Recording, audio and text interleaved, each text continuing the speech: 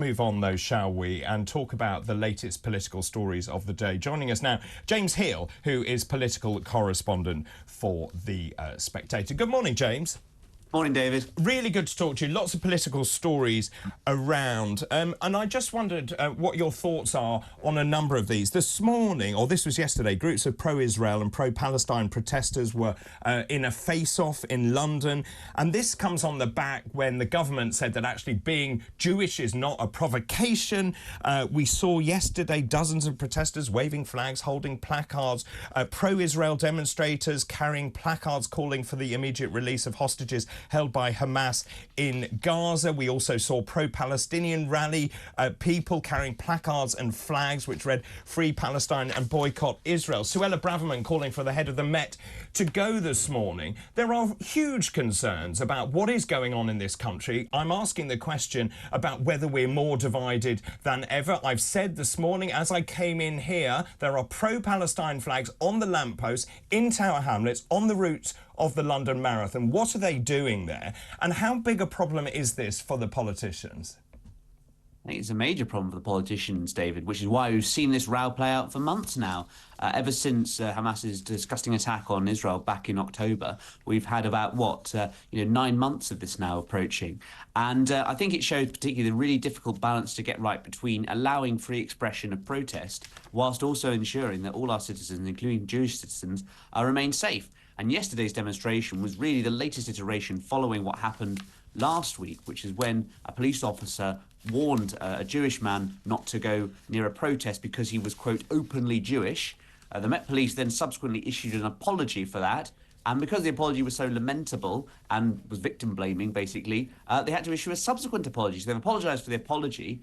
And right now you've got people like the National Jewish Assembly suggesting that there ought to be some kind of equivalent of the Macpherson Review, which of course found that the Met Police was institutionally racist about 25 years ago. So I think right now there's a really difficult point where some politicians, like Suella Braverman, are calling for Sir Mark Rowley to go. Others, I think he's in the last chance saloon. He was appointed about 18 months ago to replace Cressida Dick. And I think it shows a real crisis at the heart of policing. And once again, we've got the head of the Met and the head of the government on the different sides of this debate. Very much so. And we've got the Deputy Prime Minister also said it's hard to think of any other minority that would be treated as disrespectfully as Jews seem to be. Sir William Shawcross, the independent reviewer of the government's counter-extremism prevent strategy, the government's own strategy, said it was appalling that so many Jewish people are frightened of being in central London when these protests are taking place. How have we allowed this country to descend into where we are? And is it up to the politicians themselves, or is it actually people like Mark Rowley who need to take a grip, issue guidance and to get a grip of the Metropolitan Police to ensure that this doesn't happen ever again? It's a really great question. There's fault on both sides, I think, about this. And of course, if you talk to one group, they'll blame the other and vice versa. I do think on this one, this specific latest incident, it's about the Met's poor handling of it. Obviously, they should never have said that. They should be much quicker to apologise. And frankly, they need to ensure that all officers are aware of what the right thing to do in saying these protests is. I appreciate it's a very difficult situation. I think the police, by and large, do a very good job. But on this one, I do think it's more the police's fault and the Met's own response rather than the politicians who can set the laws, but ultimately the guidance is down to operational independence.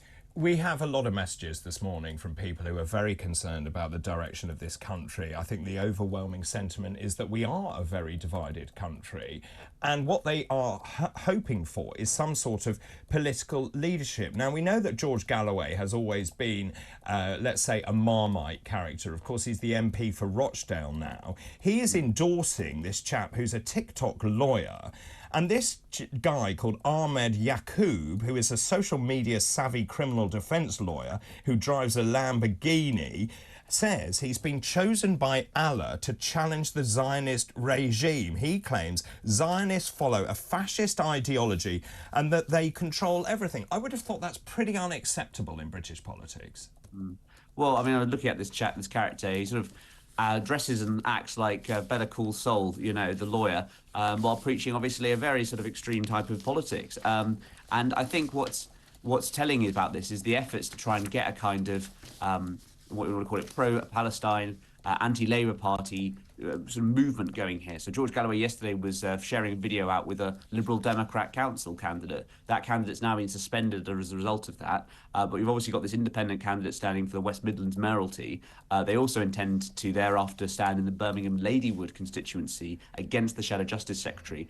And I think this is going to be a real trend in British politics, which is that, frankly, Labour ought to get into government next time. But in response, on the left, I think we're going to see a kind of anti-war, pro-Palestine style independence movements popping up everywhere. And you mentioned Tower Hamlets there, of course. Well, the model was kind of set there by Luther Rahman, who is now back as mayor of that place in London, as an independent or Aspire candidate. And I think this is going to be a constant theme of British politics for the next 10 years. It's the fragmentation on the left, and it's something the Labour Party will need to watch out for. And I'm concerned about what it means will be for our politics. Because whatever you think about the Labour Party, they're in the tradition of patriotic, progressive patriotism, and I don't think you could say it's going to be all clear where this all goes in the future.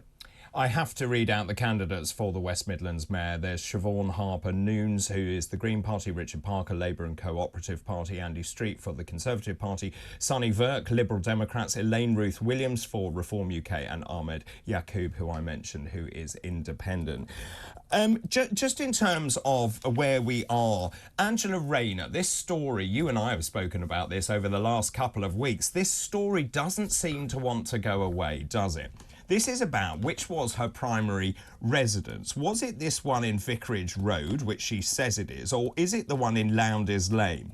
Now, essentially, she bought this property for $79,000, sold it for $127,500. So she made good money, $48,500. There are allegations that essentially she broke electoral law. She didn't pay the capital gains that she should have paid. And also, she may well have claimed a single-person discount. Now, we thought this had gone away, but this now has re-emerged this morning. This is in the Telegraph. This lady called Sylvia Hampson, who has previously called the Labour deputy leader a liar for claiming she was living in a different address to her then husband, has gone further. She now confirms she was a legal witness to the sale of Miss Rayner's home and that she was asked by her to sign the document which claimed was her principal home. She says she actually didn't live there. She lived a mile away. Absolutely. And so I think this is always the counter-argument when people in Labour say, oh, why are you going after Angela Rayner? These are the Tories. Of course they're going to say this.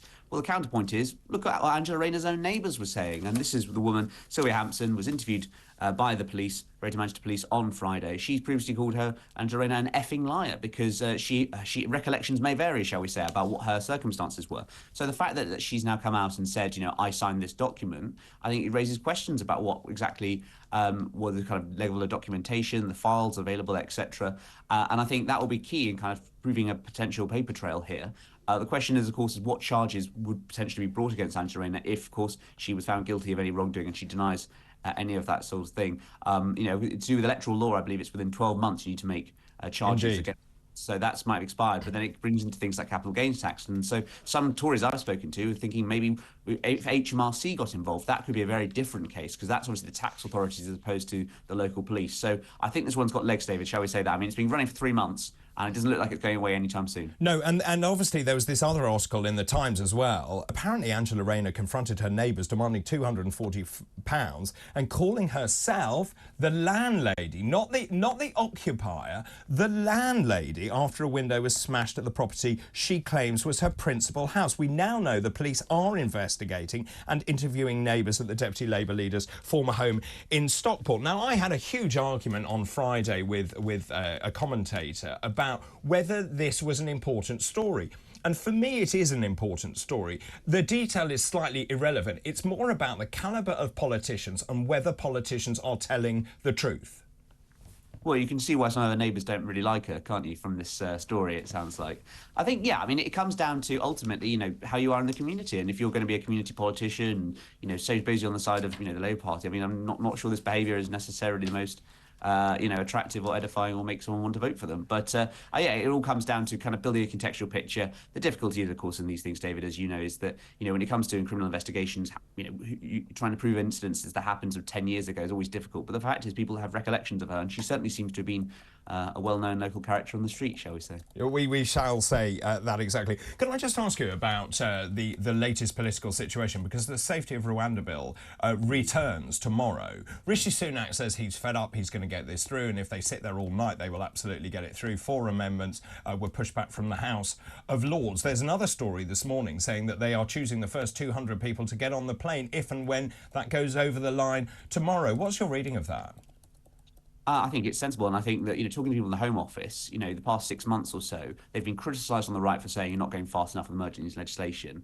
Their response to that is that we need to take time to ensure this is a proper belt and braces approach, because they know, and you know as well, that there's going to be all sorts of legal challenges. Care for Calais have already said they're going to do that. So as soon as you identify someone, there's going to be some reason why they can't go. So they've been trying to take their time on this. They've put a lot of effort into it, and they're saying bring it on, and they're looking forward to that fight when it comes to it. And if a flight gets off to Rwanda before the next general election, does that change the arithmetic for Sunak?